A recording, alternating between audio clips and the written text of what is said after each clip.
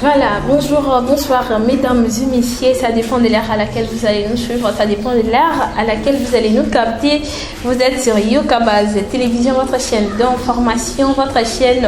d'actualité. Ici c'est l'information en temps réel. Au micro c'est Davina Kapala Kabedi pour vous présenter votre émission La politique de l'heure, qui est votre émission autour de la bongo, sujet d'actualité, la politique qui a beau cannabiso, autour yamba bongo, batu ya nenge na nenge, tout ça kana bango bongo banali, tout ça kana bango bongo, commentaire par rapport à sujet d'actualité ya beau cannabiso. Voilà, je ne suis pas seule sur ce plateau pour aujourd'hui. Nazali bongo na mwana mboka Adoko Anissé, azali bongo combattant et IDPS, azapé analyste politique to solana par rapport à sujet d'actualité. Tous ali bongo na bongo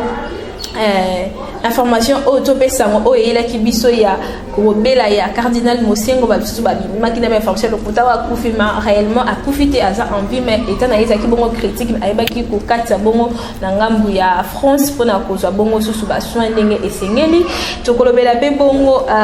my président de la République alobaki na télévision nationale topé na top Congo et créer moi qui bato balobi comment les présidents ne connaissent pas les salaires, comment les présidents disent ça tokosala bino bongo ba commentaire na analyse par rapport ya ba sujet oyo ya actualité ya politique na ke bon na opé ça combattant to pe ndeko Adoko Anissé. Bonjour et bienvenue.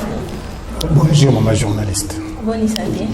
Santé za malamu. Et c'est moi posa na lelo na plateau na biso ya la politique de l'air out de décortiquer ka bongo ba sujet d'actualité oyo journal fraîche. Nazali wana pona ko répondre pe ko analyser. Pour la première fois na Yokabaz Télévision na ebité présentation na ngai ceux qui na salaire bien topé na bosani loko moko ceux qui moko susu ko sa mosusu. Ah osali yango malamu na sali combattant na lingara mingi kolobela casquette na ngai ya ki combattant pour yango nde ezali ko sala ngai po ngai na sepelaka mingi komita cadre na parti te mais combattant oyo abundaka na kati ya ba cellule de base po yango nde motema ya combat ya IDPS tango ba père fondateur ba salaki parti oyo ba salaki yango pour na ba structure de base parce que na IDPS tolobaka boye kozala cadre ezali charge mais ezali privilège te yango wana na sepelaka mingi kozala na casquette ya combattant. Voilà, yango wana asepela mingi kozala na casquette ya combattant. Voilà, ndeko Adoko Anissé toki mabongo na sima actualité tozwa ki sango le cardinal Mosengo azaki bongo na état critique ba mususu ba bimisa kizanga profi boye matoti koza source information que non aza évacué pour na mboka ya France pour na bozo source ba soin commentaire na yo. Oui, effectivement, cardinal émérite Nan Mosengo azali malade, Sangwe Tambolaki azali malade, Tankaka Cardinal Ambongo asengaki losambo, yango wana batu nyonso basambela pona ye, Sangwe Tambolaki rimer eleki mingi na mboka na biso ki cardinal akufi, mais tozwi ba assurance nyonso ki cardinal akufi te, cardinal auti kokende mboka France na tongo ya lelo, avion médicalisé et koma ki pona kozwa ye wakende na bangonga oyo peut-être à Kiti déjà toi azana no likolo azali ko kita to kosenga kaka na ba peuple congolais nyonso to sambela mingi pona ye po tala kaka cardinal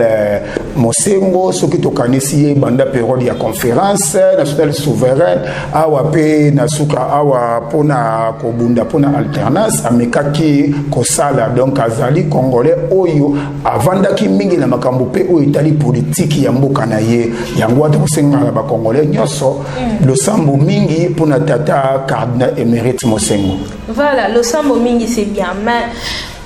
de l'autre part, mais ça va finir quand ceux qui moutoient belli, ceux qui africains belli, ceux congolais belli, toujours toko ki manangambu ya bafaya, toki kozwa bassoin et qu'au finir quand toko banda pe kozwa bassoin na bamboka na biso moko quand.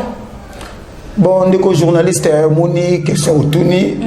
awa pe ba hôpitaux ezali. Na ko balokola nani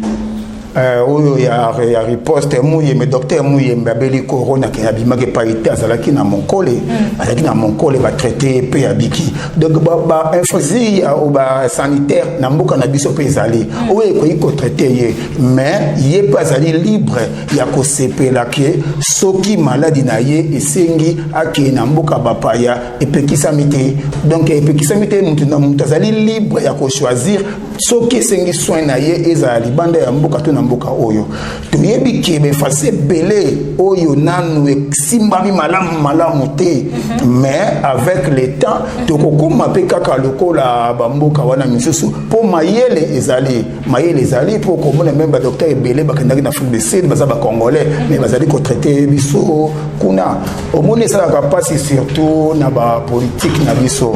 omoni ba politicien na biso bango moko ba gérant mboka oyo mais soki abeli akei kozwa na soin na mboka bapaya pona nini te batiaki babiloko yango tokokana bapaya pona kalikeli ya kosoigner bato fallait seulement babongisa yango awa mais nazali sûr que avec mandat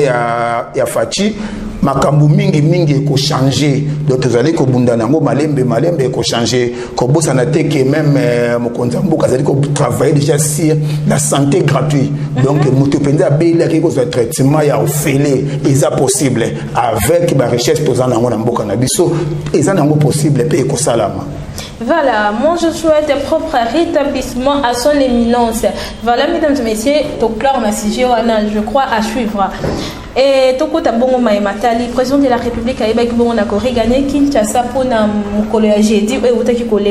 après Kosa la 3 semaines est du pays. Et les gens se demandent est-ce que 3 semaines suffisaient, Kaka? Non, maman journaliste, 3 semaines kokate et kokipe kokoka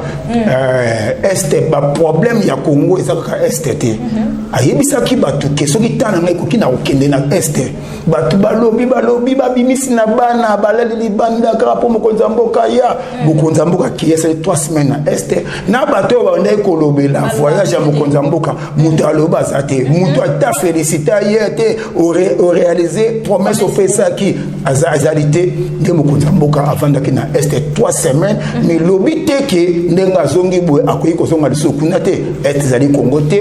partout ezali makambo ezali ebele ya kosala esengaki pe azonga ye moko na 3 semaines wana ayebi makambo oyo apalpe entre autres na beni bayebisaki biso toaka na 21 000 soldats mais ake kodécouvrir que bapa même 10 000 donc voyage wana ezalaki malamu mingi esengaki akende mpe nde azongi azali kolandela makambo nyonso ezali koleka na este mpe akozongaka lisusu manda na ye na nesili te akozonga nde mpe aye mpe akoki kokende mpe province mosusu elobi te ke manda mobimba 2 ans et demi oyo totikali nango nyonso asala yango kaka na afanda kaka na este te akoki kogere baproblème ezoleka na este même parti ya Kinshasa même parti ya Mbandaka même parti ya Matadi azali président ya Congo mobimba akoki kokangama kovanda esika moko te mais nayebi ke soki sengi azonga akozonga lisusu ndenge auti kosala. Voilà, soki sengi azonga akozonga bongo lisusu elobi bongo mwana mboka adoko anisi. Voilà. Les Kamoussous est créé, Iki, sous Batba Lobby, Batba Kitsi, comment ça le président a dit qu'elle ne connaît pas bon salaire naïe par mois. À ça, tout s'est intéressé dans mon thème, que non, ils sont exorbitants. Non, maman journaliste, il faut qu'on dise ça bien. Si ça phrase wana souka, mon compte à l'obbi qui est ayebi qui est exorbitanté. Ayebi qui est exorbitanté. Donc les ali mak. Non, le président est libre. Yakobo ya ko yebi sabatu salaire na ye pour attaquer Christian le Sakone m'a posé question wana. Ayebi salaire ya président parce que tangu basala ka loi de finances au tebenga ka budget. Babimisaka dépense wana ya salaire ya président Mobimba. Salaire ya président bayebi yango autant que de vérifier. Ezo sala 13 065 $. Salaire ya président. $. Non, 13 065, 62, il y a 13 000 $. Salaire ya président. Oui, président, ça n'a pas avantage, mais salaire officiel ya président, ils allaient 13 000 $. Ce qui, ok, même dans la cour des comptes, ok, côté la ligne budgétaire ya président, au commun salaire, ils allaient 13 000 $. Salaire, mon vice-ministre. Salaire, mon vice-ministre. Non, non, il y a que salaire à vice-ministre est 13 000 $. Non. Pour la nini, beaucoup de solo toujours il y a le couta. Mais après, d'abord, non. Même vice-ministre, salaire, il y a vice-ministre, il y a 8 000 $. Beaucoup de la loi de finances, beaucoup de monde qui a 16 millions de francs congolais par mois, 16 millions, ceux qui ont 20, 8 000. Mais ceux qui ont acheté à dollars, calculer 13 000 $. Na 20 067 vice-ministre touché 8 000. Mais mon cannabis sonde et lingi spéculation mingi. Au moment qui boni spéculer au salaire il y a président, il y a vice-ministre Zalaka 13 000 $. Non, le président touche 13 000 $. Asa qui libre ya koloba ya ngoto mais bino ba journaliste bombenga ka ba journaliste d'investigation. Bon c'est l'investigation boko bimisa salaire na sentimenté ndena monaki moko wana mibenga ka sango avec que salaire à président 160 000 $. Or abosani ki 160 mbongo ya converti ça qui ezali ne calcul ya année mobimba parce que tango basala ka budget batiaka salaire unitaire te batiaka mensuel mbalamoko na bata mensuel annuel batiaka mensuel te batiaka annuel donc oh batiaka quoi soko division par 12 comme ça salaire à président c'est 13 000 entre 63 ou 62 $ comme ça salaire à président. Mais pour les gens qui acceptent pas qu'on dit qu'il y a un salaire à président ou parce qu'il y a des gens qui réclament jusqu'à présent, oh non, ils ont salaire en été, ce n'est pas vrai. Bon, ça quand on est mon konzambo kabenga ki bando ki a Congo. Oh, moi c'est pas qu'on dit maté. Atao expliquer bango, atao lobi ndenge nyonso parce que bato ebele bazali awa na mboka na biso bazali ko le bango bongo par haine comme ko caractériser les sorties médiatiques wana ezali bien des acquis préparés faux communication batala. Non, communication, il y a président et l'équipe malam. Ce qui est président a sali à sanité, beaucoup de président ça communication n'a pas journaliste à Congoté. Ah wa sali yango, pour créer le sous problème. Communication na ye ezali malam, mais batunde ba fongo ba sokola matoy, ba landaye na motema likundute mais ba landaye penza na makanti malam ba comprendre malba ce président lobaki. C'est vrai. Oui, maman na kosiote pour au monde des ali awandeka na ebisa kyo makambu ya este ya kovana na este au monde baba ndeko lobalo batanga président comme na este muta ko lobata boye azati ndenge moko na discours na point de presse ya président le président lobi na ye ebele mais bango bakotika la kondimate nyoso au président zali koloba po bayande na motema mabe motema likundu bandoki ya Congo o bazali kondimate bandoki ya Congo alors bango bandoki ya Congo wala na journaliste pour avoir bino ba journaliste beaucoup ba politicien beaucoup ti makambo nyoso bozali les sous église au milieu du village te beaucoup na tendance même ba o ba tendance kona bosunga bandeko bokende na cour des comptes beaucoup de salaire ya président et puis ça bo bimisi yango bo tia na place publique na uti ko mona actualité c'est da uti ko tia na place publique il y a salaire investigation bino ba tibotikali bo salaire investigation bo contredire même bo contredire ngai bo contredire TCD bo contredire maintenant c'est parce que 13 000 $, vous contredire d'abord même beaucoup ça là yango tata boke ko mona ngo beaucoup ça là yango et ça passe na mawa pour na bandeko na seba congolais ba ndoki ya Congo. Voilà, par rapport à ce qui a été dit toujours par le président de la sortie médiatique na sujet à Ndeko Vital Kamerhe ba déclaration tout c'est bien ba comme aussi na sous acquittement na ba ma journaliste yango kala o nazali koloba awa batu basali kolanda mokonzi za koloba pour ba comprendre koloba te mokonzi aza clair tango mokonzi azolobela Vital Kamerhe azali sincère azali sérieux ouais azali par rapport ya relation na bango mibale na ndenge basangana kutanaka na ndenge basanganaka na ndenge basolaka wana ezali koloba azali sérieux azali sincère boyena boyena sûr que un jour a ko jouer rôle na Congo boyena par rapport ya relation na bango eza makambo ya justice te alobi pe bien alobi bato INC bakanisa kike balinga kengai na kota na makambo ya justice pour ba quitter Vital Kamerhe. Or ce qui a côté yango elle ko la agnati état de droit au yemo ka ko prôner et puis mon contrat qui clair alobi très bien makambo nyonso wana même o bakanga Kamerhe bandaki na conseil des ministres premier ministre Elukamba aye na dossier wada batali yango sele ya la boula lobité fa fongola action judiciaire Kamerhe asala quitté mais président nga bimina conseil des ministres président yambi Kamerhe atuni Kamerhe a bio bata makambo eze biloko telo ko tuni ezate bon ça fois président tiki yakine tant ba condamné ye okolanda na maloba ya Kamerhe ya suka avant de condamner, la messe a été dite. Président, au Basali, et Babandi Nangaï pour atteindre yo. Maloba Kamerhe, de Babili Kambale, tant Kamerhe sur le bango, Bili Kambale qui ministre de la jeunesse. Alors, le côté, le Losikoyo, Azosima, Nemo Konzalobi, Zomeka Simba Moto, pour la Koloba, O Azali, Koloba, Wana, mais Basali conscient. Ce qui moutou, yo moken appel, ba condamner yo. Accepter condamnation na yo. Mais président le Bela qui est sérénité na e, ça dit pas la relation na bango, ndeki babanda ki basala ki ba corps na bango. Et puis président a sérieux.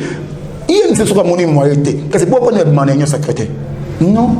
Président tu dois respecter accord na biso ya cash tilelo tilo tu dois respecter yango basana ba ministre na gouvernement bazali na nyeso ndenge ka basalaki bazui 5 donc 4 ministères na vice ministère moko kaka ndenge tozali pour bangonde basoke ba mona président de baki na makambo on so ba ngba mona muta sincère Kamerhe muta kolobana za sincère alors comprendre que président azali sincère pour y asola kanaye ya azali sincère yango wana mokonza mboka yeba kina koloba ete mona mboka Vital Kamerhe akoyeba lisusu na ko travailler na mikolomiko ya pona Congo non le lobby te que 13 ans wana ndé après 13 ans Kamerhe akufi même après 13 ans même après 13 ans il peut toujours travailler pour la mboka même après 13 ans mais tant que le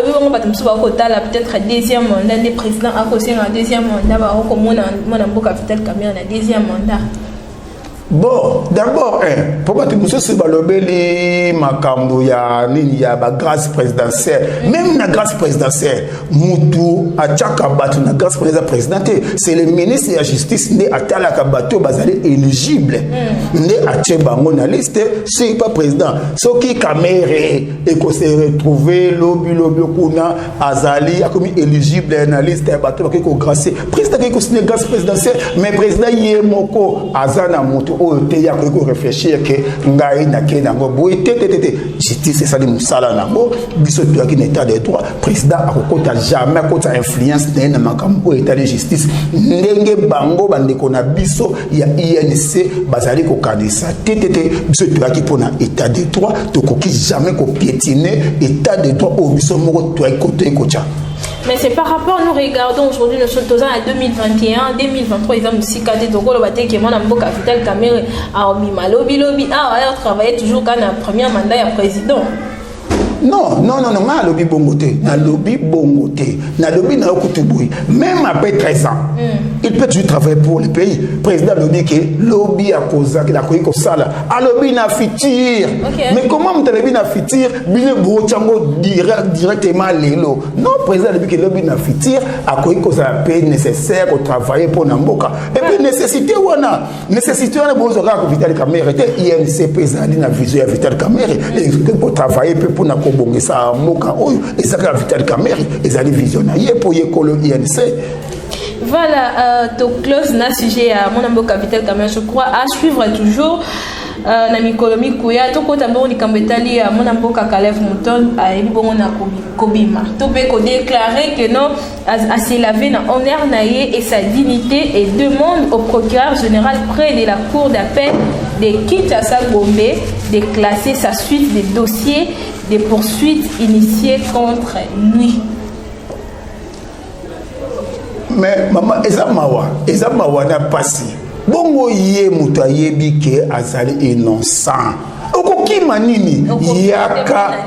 okobata mapona nini ote na zana pays moko ya Afrique awa obata mini yaka kotuna kosenga ngo musika te yaka koma na Kisasa place ozalaki place yo yebi osaki eloko te osaki niso par rapport ya travail na yo honneur na yo omila kisi yango et tozali na tango ya état de droit au salamabi et puis ozaki noko jouir na présomption d'innocence de l'obité que soki ba convoquer yo ne bakangi yo mbala moko non okima pona nini oza faible yaka mamisa ozali koloba yaka koloba yango awa dio le tout puissant mais okomi koloba musika na kula na ba pays oyo toyebi te soki pe eza vrai on a pays moko africain boye na boye te yaka ni awa okozala laver so yo sale le côté moko sala laver pour ça le côté quand même ma journaliste eza pasi pour la bande ko na bisobo eza pasi mingi ezali pasi mingi aya awa na Kinshasa akolaza laver ndenge moko na ba situation nango awa ya matata ponyo yo bani oite na ngana na Guinée Conakry na zongi awa po na yako ko na justice bani ngaza o commissaire innocent o commis les sources ko kende ko coopérer na Sénat kuno te Sénat ne bolongo immunité te bosali malamu papa ozo jouir la présomption d'innocence. Babengisi yo se présenter zalawana sur place bayo kayo o justifier le coup yo yebi ko sala et le côté o kozonga na ndaku letinga na vandi bosse bobengisi ngai botina conférence siko na okenda mo pressé pour net na sali kamoko ti mo yo siko sali kamute ozali ko kima ozali ko batama obomba mina kata ba mérité olingité non mboka il faut changer ya moi to ko senga na bandeko na biso ya Sénat Sénat bokomisi yango loko la place ya ba miyibi peuple congolais azali kolela aida posa ayeba vérité ya makambo ezoleka na mboka na biso bukanga lonte toluka masangu nango titi tozomona masangu nango te bo expliquer biso comment misola mo ya biso ebima et ça la projet munene mais siko ba justifie mbongo ngo ninge sala maki bolingite oya mbalo yo mbongo ya indemnité ya sa réalisation ebima mais peut-être pour nous hier kaka expliquer les 111 millions de dollars au bimisa les 28 millions d'euros bimisa soi-disant aux allés ko indemniser ba victime ya réalisation ya Mobutu bon ebima en plus maman omoni makambo kana biso eza mawa même na tango Kabila monaka dossier wana mabe oya sa organisation oyo deuxième problème matata poni ba mona kango mabe Kabila sengaki bakata mambongo wana basala enquête mais bango enquête esuka na nzela j'ai failli atalika enquête sango wana te bobenga suma tata ponyo azonga a justifier eza mbongo ebele eza mbongo tete na maman tete eza mbongo na biso nyoso ba congolais quand même tout ba ko le bakino en tout cas c'est ni à conseiller l'autre vomie balongo la chambre wana. Mais ce qui pose ngai na mona katina sénateur na mona katina ya sénateur parce que sénateur c'est la kanini asala seulement deuxième lecture cela veut dire ce qui propose ya loi eye assemblée nationale asali yango asirisi et na sénat pour ça kaka deuxième lecture mais akaya conflit au assemblée nationale m'te comprimé donc oya bango ça va modifier ce qu'assemblée boyango akoboyango et puis ta batabo ba benga bango chambre haute bassage on ba okanga mi de mboka baboyi okomona ndeko omoni o azaki président ya Assemblée ya Sénat kolongwa tambwe mwamba kaka biro ya Bahati muté biki bazoluki na justice mais epesi nzela kende soin na Belgique akozonga le 26 tokomi le 5 tokomi le 5 tokomi le 5 est-ce que tambwe mwamba zongi eza bachena bango pona ngai azali komona ke naye Bahati ayebi makambo nyonso po Bahati azali ministre ya économie na gouvernement matata ponyo ayebi makambo ya bambongo oyo yango wana azali kosala bagui wana alingite ba attendre bango mais suka nango bako attendre bango soki ye pa na kati bako kanga pe na ye jusqu'au point de vue par rapport à la chambre haute du Parlement,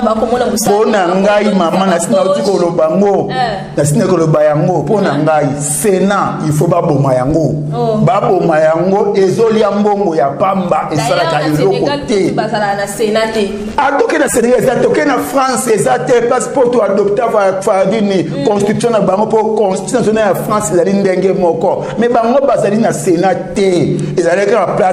d'abord,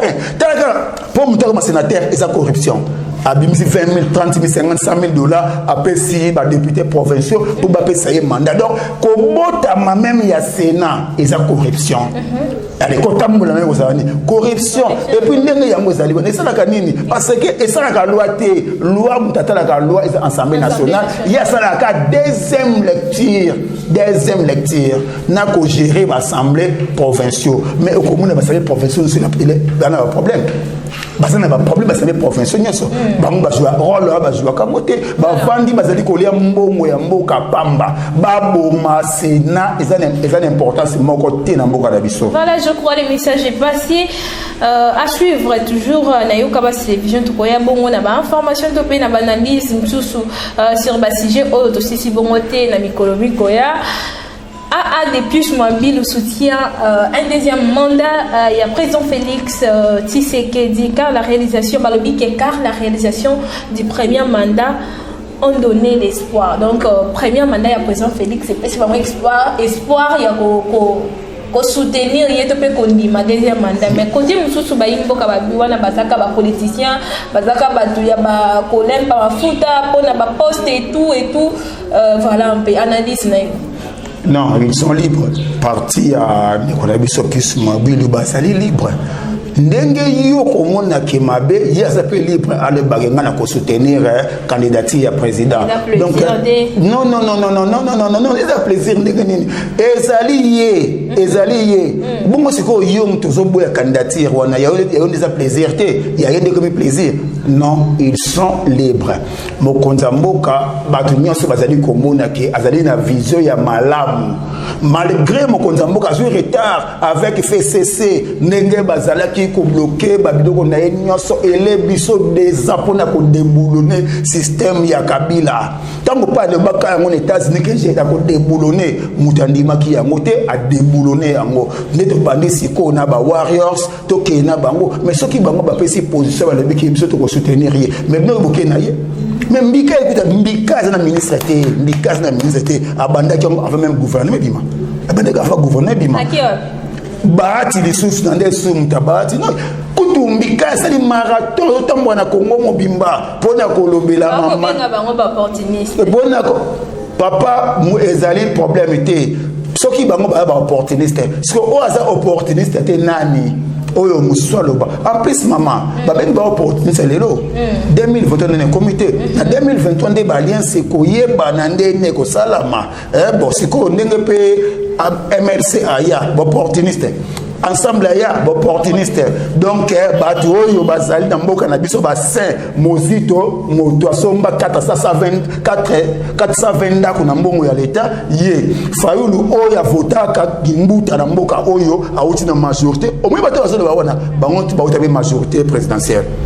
pour même fayulu auta majorité aya po ayeba ke soki a chef of Tshisekedi te akobima député en 2011 te ndeko katsanga mbwana ezali kaka elle ezali ko sala bango mama. Voilà mesdames et messieurs, voilà Yoka télévision,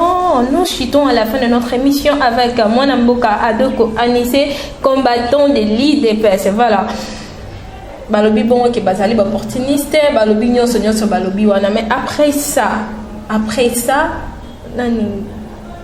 Voilà, mesdames et messieurs, nous sommes à la fin de notre émission, la politique de l'air.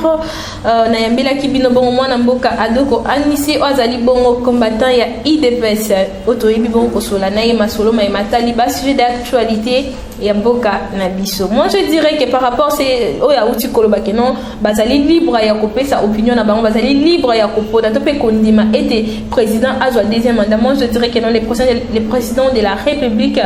Azali Kaka na mandat mais Azali sous la mission pour la République démocratique du Congo parce que Azali sous la belé face à Mboka Nabiso, Azali na ba vision et belé fa concrétiser na Mboka Nabiso. Voilà, nous passons je crois sujet à Souka. Et où tu combines un peu la déclaration kaka médiatique, ngambo ya peu perdre général non balobi boui bako gagner ba élection ya 2023. Tout ça quand na matali ba élection au côté va soutenir le président pour un deuxième mandat côté au peu perdre pas ministre déclaration ya lobi était bango bazasi que bako gagner ba élection en 2023 affirme Yannick Chisola nouveau président de l'infédéral Lualaba. Commentaire na yo poto souki au monde na seki moké de Canada qui bon basali libre tout le monde est libre à Koloba qui ngana ko gagner élection en 2023 parce que bit ya parti mais peut perdre non bango ne bazolo ba wana c'est normal basali ba ko rêver bazali libre ya ko rêver que ba ko zonga en 2023 ba ko tikala ka ko zonga te na 2023 ngana lobi yango mais bango soki ba lobi que ba ko zonga na ko boya bango te ils sont libres parce que bit parti politique ezali koluka bokonzi pe kokanga manango na mikolo koleka le plus longtemps possible les IDPS tous de baketo sala remise reprise na Yesu donc ceci na biso ezali et le but est de revendre na Félix wana te asali des mandats na ye pour to kopesa ye deuxième mandat na pensa peuple congolais kopesa ye deuxième mandat asali yango et puis après ye wana IDPS to bimisi mutu mususu tozali na cirque na vision au président malgré bango balebiso 2 ans mais na 3 ans au titre comme en 2023 peuple comprend peuple parce qu'on comprend déjà que le président azali na vision donc on l'appelle président de la vision naé azali libre de constituer une mission qui est renouvelable une fois donc à cause on pas peuple en 2023 peuple a payé les sous mandat mususu to sali yango pe to tiki mais bande ko na biso oyo bazali libre ya ko rêver bazali pe libre to pe ki sabango te oui to pe ki sabango pe te bazali libre bazali libre il y a ici des bazali des fois qui toko ako bi s'appelle alobi était bazali bongo populaire oh maman yo zali journaliste et si dena la muka mobimba bazalaki na Assemblée nationale pour na côté les loi organique portant organisation ya CENI à 200 personnes dans comité à 200 personnes dans comité dans palais du peuple à 200 personnes dans comité pour ngai na vandi boye ata balabi la muka na activité ala longoli monier na teke puis na motu na ye na mona bango ba komaka ta 200 ba ko ba ya kiwana ce qui va reconnaître mais à mon mboka da ko tambola partout na lingi ba comme la tête de santé bazana perte de vitesse yo la ndaki te ke mon mboka fayolo ne makambo sama ki na ya volcan comme ko senga to na négociation oh volcan mais na négociation